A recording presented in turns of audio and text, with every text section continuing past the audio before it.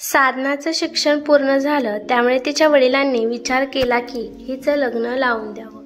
साधना दिसायला पण खूप सुंदर होती, त्यामुळे साधनासाठी पंकजचं स्थळ आलं। पंकजच्या घरचे श्रीमंत होते। त्यांच्या घरच्यांनी साधनाला फक्त याच्यासाठी पसंत केले की ती शिकलेली आहे आणि खूप सुंदर आहे आणि ते हुंडा न घेता लग्न करायला तयार होते। त्यामुळे साधना आणि साधनाच्या घरवाल्यांनी हुंडा न घेता लग्न करत आहे म्हणून लगेच होकार दिला। पंकजच्या घरी खूप प्रॉपर्टी होती, त्यामुळे 2 महिन्याच्या आतमध्ये साधना आणि पंकजचं धूमधडाक्यात लग्न होतं।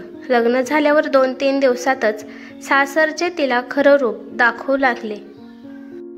ते तिला विनाकारण ताणे देत होते की तुझी एवढ्या मोठ्या घरात सून म्हणून येण्याची लायकी सुद्धा नव्हती, तरी पण आम्ही तुला सून बनवून या घरात आणलं आहे, कारण का तू या घरातील प्रत्येक माणसाची सेवा करावी आणि मग हे तिला सगळं सहन होत नाही, मग ती सासू सासरे नणंद आपल्याला विनाकारण ताणे मारत आहेत।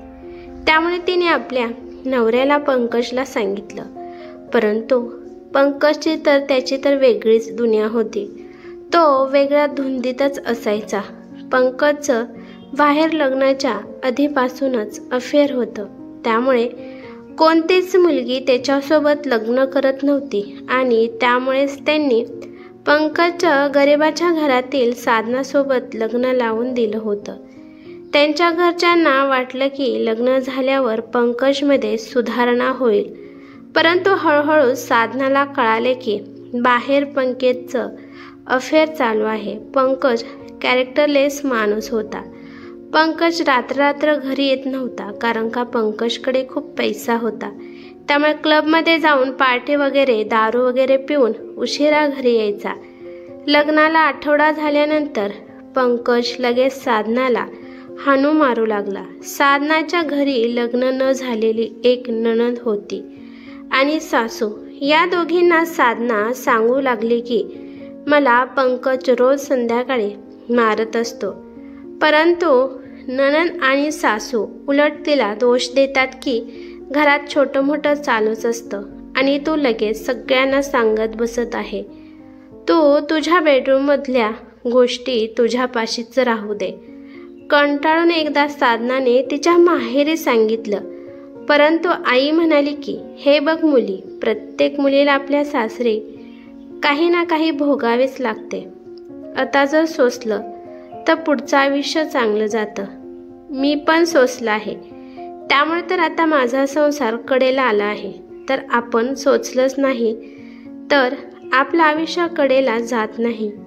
साधना आपल्या नवऱ्याला सांगत होती की झालं गेलं विसरून आपण दोघं चांगलं आयुष्य सुरू करू।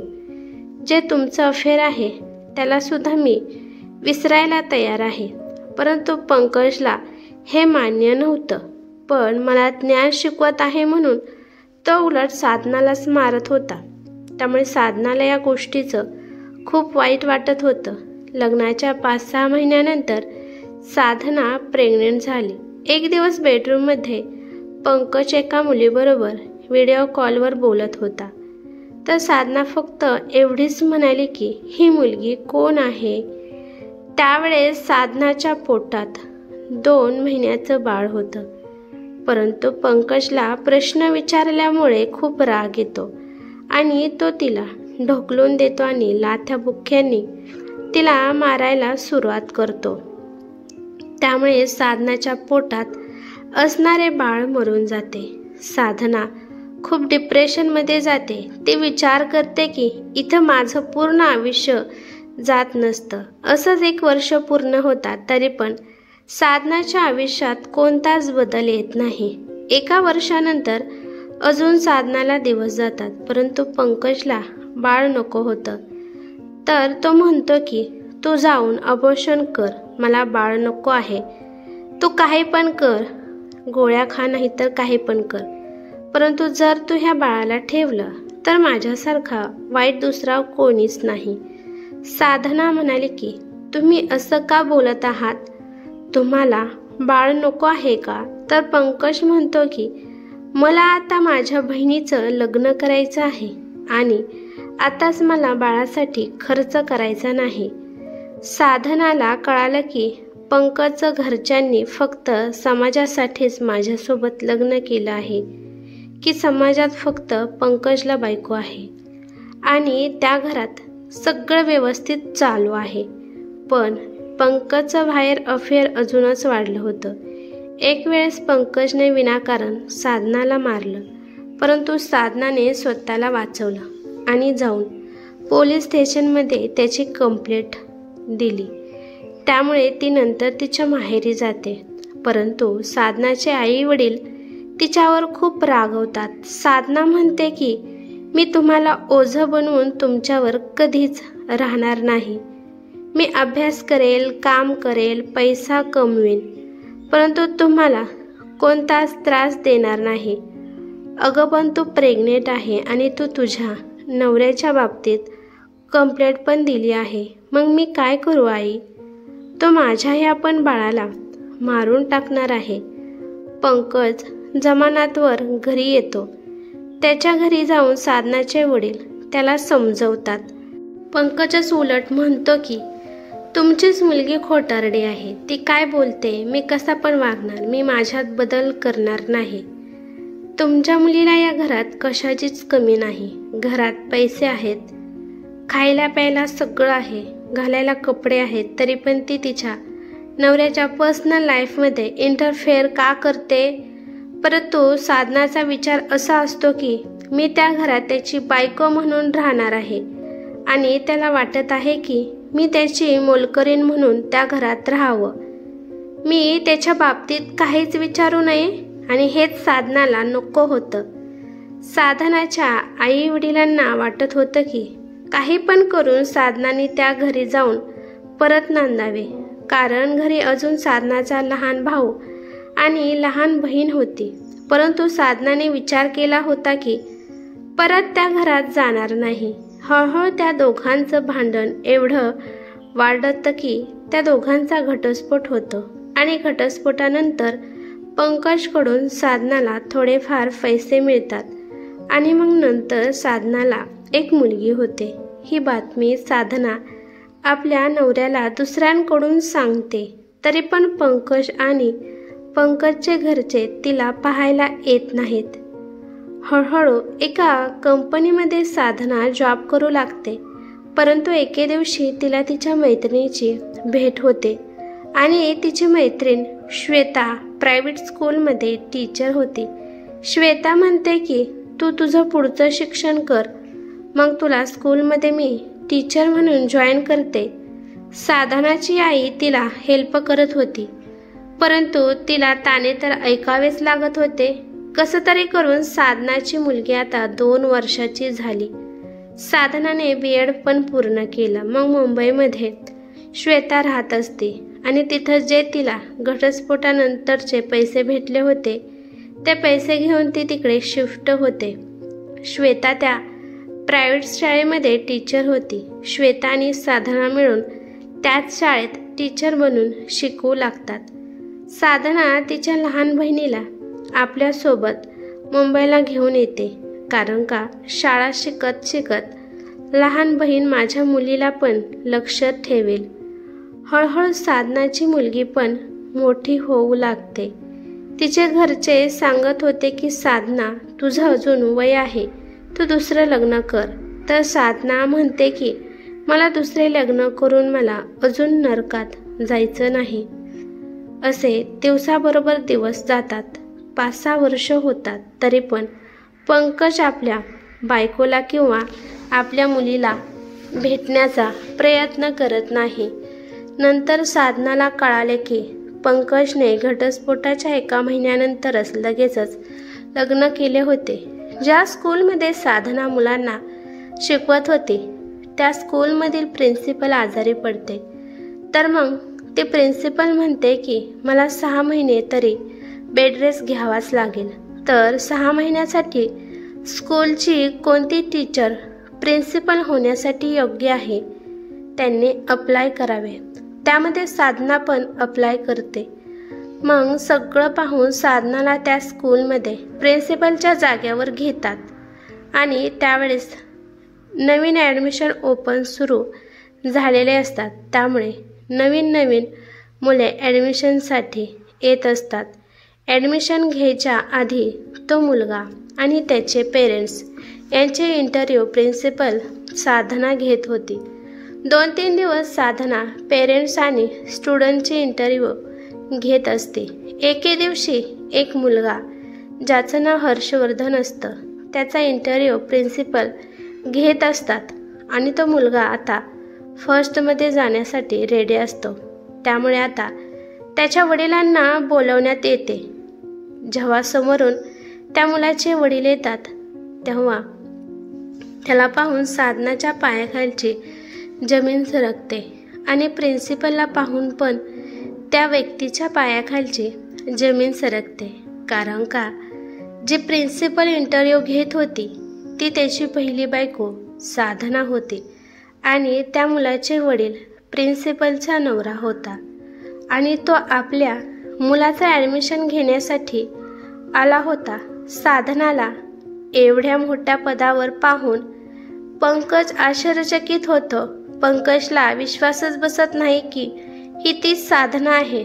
मग पंकज म्हणतो की तुम्ही साधना आहात का? तर साधना म्हणते की हां, मी साधना आहे. तर पंकज म्हणतो की मी माझ्या मुलाच्या ॲडमिशनसाठी आलो आहे. मुलगा तसा हुशार आहे. LKG UKG त्याची दुसरीकडे झाली होती, परंतु फर्स्ट क्लाससाठी तो या स्कूलमध्ये आला होता.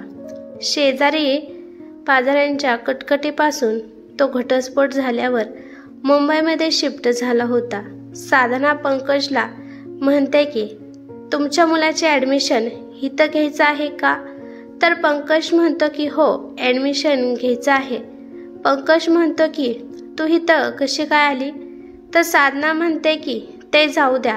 तोपर्यंत साधनाला एक फोन येतो. तो फोन तर तिच्या मुलीचा असतो. ती मुलगी म्हणत होती की आई, संध्याकाळी लवकर ये. तर साधना आपल्या मुलीला म्हणते की हो बाळा, मी लवकर येते. पंकज म्हणतो की कोणाचा फोन होता? साधना म्हणते की माझ्या मुलीचा होता. पंकज म्हणतो की तू लग्न केलं आहे? साधना म्हणते की मी लग्न केलं नाही, ती मुलगी तुमची आहे. पंकज खूप विनंती करतो की मला माझ्या मुलीला एकदा पाहू दे. साधना म्हणते की तुमचं सांगा, तुमचं काय चालू आहे? तर पंकज म्हणतो की घटस्फोट झाल्यानंतर लगेचच माझं लग्न झालं आणि मला 2 मुले आहेत, एक छोटी मुलगी आणि हा एक मुलगा आहे. साधना म्हणते की कॉंग्रॅच्युलेशन, तू तर माझं आयुष्य नरक करून तू दुसऱ्या आयुष्यात खुश आहे. पंकज तिला बोलण्यातून असं सांगण्याचा प्रयत्न करत होता की तू लग्न केलं नाही तर माझ्या आयुष्यात महागारी ये. मी तुला नंतर चांगलं आयुष्य देतो. एक चांगला नवरा म्हणून मी तुला आता वागणूक देतो. साधना म्हणते की जर तुम्हाला माझ्या आणि माझ्या मुलीची एवढीच काळजी होती तर तुम्ही आधीच आम्हाला दोघींना पाहण्यासाठी आला असता. माझ्या आयुष्यात इंटरफेअर करू नका. आता आपल्या दोघांचा काही सुद्धा संबंध नाही. मी माझ्या मुलीसोबत खुश आहे. प्लीज साधना, मला एकदा आपल्या मुलीला भेटू दे. साधना म्हणते की मी माझ्या मुलीला तुम्हाला कधीच भेटून देणार नाही. कोणत्या अधिकाराने तुम्ही माझ्या मुलीला भेटणार आहे? पहिलं बाळपण तुम्ही लाथा देऊन मारून टाकलं आणि तुम्ही हिला सुद्धा मारण्याचा प्रयत्न करत होता. मग आता तुम्हाला कोणताच अधिकार नाही की माझ्या मुलीला भेटण्याचा. तुम्ही आता येऊ शकता. नंतर थोड्या वेळाने पंकज निघून जातो. नंतर स्कूलमध्ये पंकज काहीतरी बहाणा करून येण्याचा प्रयत्न करत होता, कधी फीससाठी, कधी बुकसाठी. परंतु आता साधना त्याच्या अशा वागण्याला खूप वैतागली होती. तिने तिच्या स्टाफला सांगितलं की हर्षवर्धनच्या फादरला माझ्या केबिनमध्ये एंट्री करून द्यायची नाही. त्यांचे काय काम असेल, कंप्लेंट आहे, ते तुमचे तुम्ही सॉल्व करा. पंकज साधनाला भेटण्याचा खूप प्रयत्न करतो, परंतु साधना त्याला नेहमी इग्नोर करत होती. एका महिन्यानंतर साधनाची ओळख शिवम बरोबर झाली. शिवम एका बँकेमध्ये कामाला होता. शिवम साधनाच्या शेजारीच राहत होता. एके दिवशी शिवमने हिम्मत करून साधनाला प्रपोज केलं, पण साधनाने त्याला स्पष्टपणे सांगितलं की माझा घटस्फोट झाला आहे आणि मला एक मुलगी आहे. तरी पण शिवम म्हणाला की मला काहीच अडचण नाही. साधना तरी पण म्हणाली की मला आता लग्न करायचं नाही. शिवम म्हणतो की एकदा विचार करून पहा, मला लग्नाची घाई नाही. तुम्ही जोपर्यंत थांबायला सांगचाल तोपर्यंत मी थांबायला तयार आहे. 1 वर्ष झालं तरी पण साधना शिवमला होकार देत नव्हती. पण शिवमच्या वागण्यातून तिला असं दिसून आलं की शिवम एक चांगला माणूस आहे आणि त्याच्यासोबत लग्न केल्यावर आपल्या मुलीला बापाचे प्रेम भेटेल. अजून तिच्या पुढे खूप आयुष्य आहे. आयुष्य जगण्यासाठी एखाद्या जोडीदाराची गरज भासते. आणि काही महिन्यानंतर शिवम आणि साधनाचं लग्न होतं. साधनाने पंकजला डायरेक्ट सांगितलं होतं की माझ्याशी संबंध ठेवायचा नाही. आणि जेव्हा साधनाचं लग्न झालं तेव्हापासून पंकज साधनाकडे पाहत नव्हता आणि आता साधना शिवम आणि आपल्या मुलीसोबत आनंदाने राहत होती. ही कथा कशी वाटली ते मला कमेंट करून नक्की सांगा. कथा आवडली तर लाईक शेअर नक्की करा आणि चॅनेलवरती नवीन असाल तर चॅनेलला सबस्क्राईब करा. धन्यवाद.